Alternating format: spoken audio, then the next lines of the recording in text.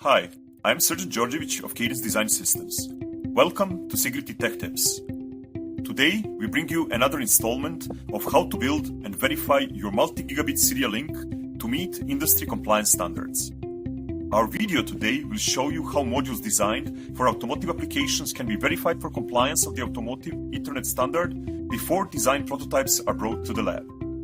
Utilizing the Sigrity serial link analysis methodology and our automotive Ethernet compliance kit, confidence that your design is compliant with the standard can be achieved through simulation.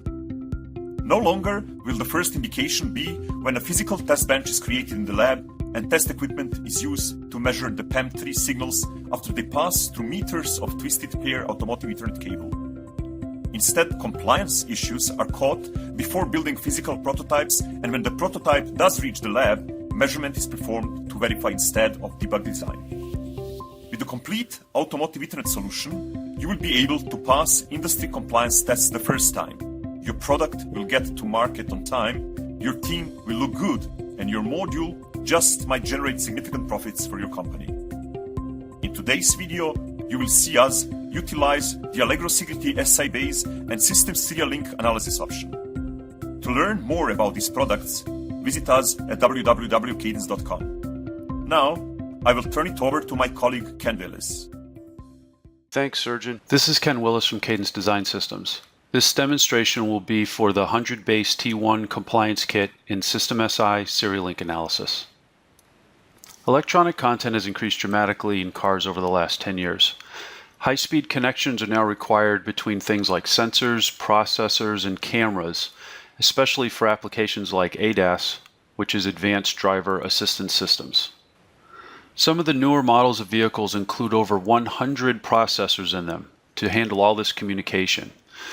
The interconnect between all these different processors is done with an automotive Ethernet standard defined by IEEE as the 100 base T1 specification. This diagram gives an example of what an automotive Ethernet channel may look like. The SerDes PHY is located on an ECU or an electronic control unit board and drives through a package, through the board, to an MDI connector, where MDI stands for Medium Dependent Interface. The signals then travel over some length of unshielded twisted pair cable, and you may put multiple cables together with inline connectors.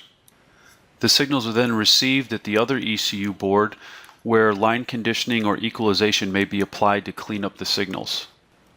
As you can see in the picture, PAM3 signaling is used over these links to help reduce bandwidth and reduce EMI. Now let's take a look at the 100 base T1 compliance kit that's built into System SI. This compliance kit comes with two templates. One is for looking at the compliance criteria for the transmitter, and one for the receiver. This one is for the transmitter. If we zoom in, we can take a closer look. The topology starts with the transmitter, goes through the package, the PCB, and the MDI connector. If we double-click on the MDI connector block, we can view its S parameters. Here you can see the return loss curves. We can also show the insertion loss. So this has an example S parameter in it for MDI connector, but the user is expected to replace this with their own specific model for the connector that they're using. If we scroll through the topology, you can see that there's a number of cable and inline connector models here, but they're ghosted out. And what that means in System SI is that they've been designated to be a short. So they're just shorted out. So they're not really included in the simulation at this point.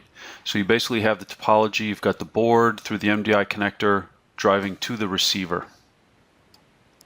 Now we can look at the compliance checks associated with the transmitter. These include the droop test, the jitter test, the power spectral density test, and also the transmitter peak differential output test. So we'll turn on all the compliance checks for the transmitter and kick off the analysis. When the analysis is completed, the sign-off report will appear. This shows us links to the spec, a diagram of the general topology, and then a summary of all the results from the compliance checks that we decided to run. The first test is for transmit droop. The maximum allowable droop is 45%, and you can see in this case we passed because we're less than that at around 28%. If you click in the table, we'll bring up the plot. In this test, we have to transmit a long string of +1 and -1 symbols in the PAM3 scheme, each for longer than 500 nanoseconds. After that, we have to measure to see that the maximum droop is no greater than 45% of the initial value of the signal. With the transmit jitter test, we capture the waveforms at the MDI connector. We then post-process and compute the RMS jitter that we see there. The spec limit is 50 picoseconds RMS, and we're well below that at about 35. So this compliance check passes. The next check is for power spectral density of the transmitter. The report indicates that we failed this one, so let's go take a look at the plot. This test essentially applies a spectrum analyzer to the simulated waveform. You can see that we intrude into the mask area at the lower frequency ranges, and we may need some transmitter adjustments to pass. The other transmitter compliance check that we have here is for peak differential output voltage.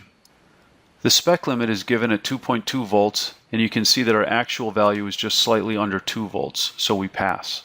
Zooming in on the waveform plot will give you a closer look. Next, we'll look at the template for the cabling system and the receiver compliance checks. This template is very similar to the transmitter template we looked at. In contrast, though, you can see that the cable models and the inline connectors are not shorted out, and they are all in place. This template contains 5 cable models, giving you an equivalent length of 15 meters. The cable models and connector models can easily be turned on or off to adjust the length, or you can replace with your own models. The kit also comes with a PAM3 aware receiver AMI model, which contains multiple modules.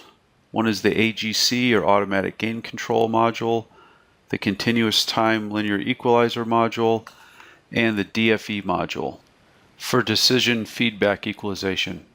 Any of these modules can be turned on or off in the overall AMI model. Next, we can look at the compliance checks for the cabling system and for the receiver. For the cabling system, these checks consist of characteristic impedance, insertion loss, return loss, and mode conversion loss. For the receiver, we will check the eye height and the eye width at a bit error rate of 1e to the -10. Users can enter in the requirements for their own receiver.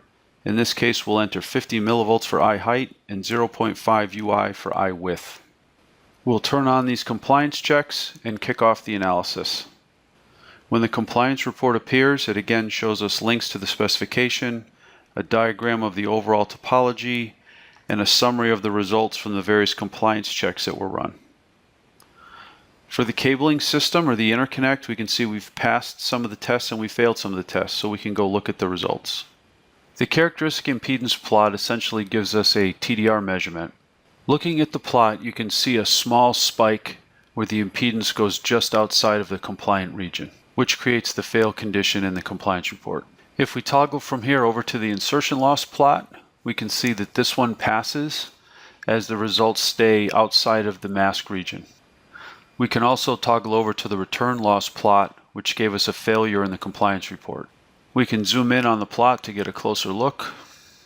Since the return loss result intrudes on the mask region, this indicates that there's a reflection problem we'll need to address somewhere in the topology.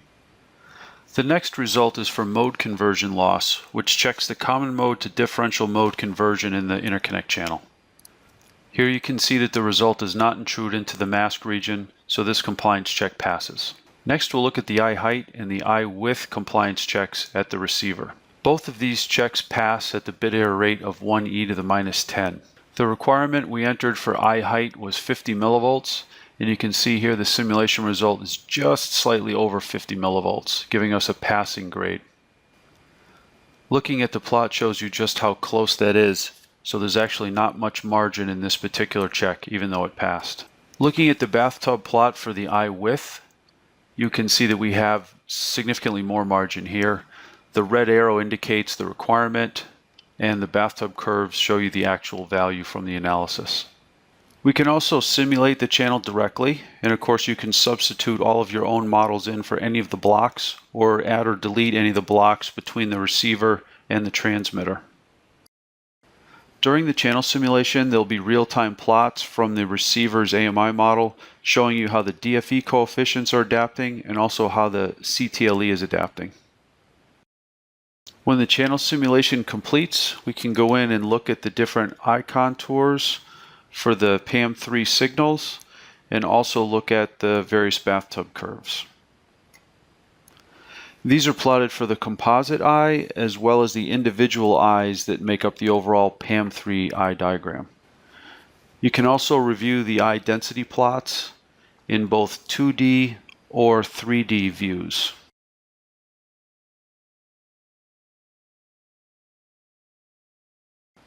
So, in summary, the 100 base T1 compliance kit has been incorporated into System SI for automotive Ethernet applications. Templates are provided for transmitter, cabling system, and receiver compliance checks. Users can replace those example models in the templates with their own and check compliance to the 100 base T1 IEEE standard. PAM3 simulation and PAM3 aware equalization models are included. That concludes the demonstration. Thanks for watching. Thank you for watching another edition of Sigrity Tech Tips. For information on products used in today's video, click on the links below or contact your local Cadence sales representative or Cadence channel partner.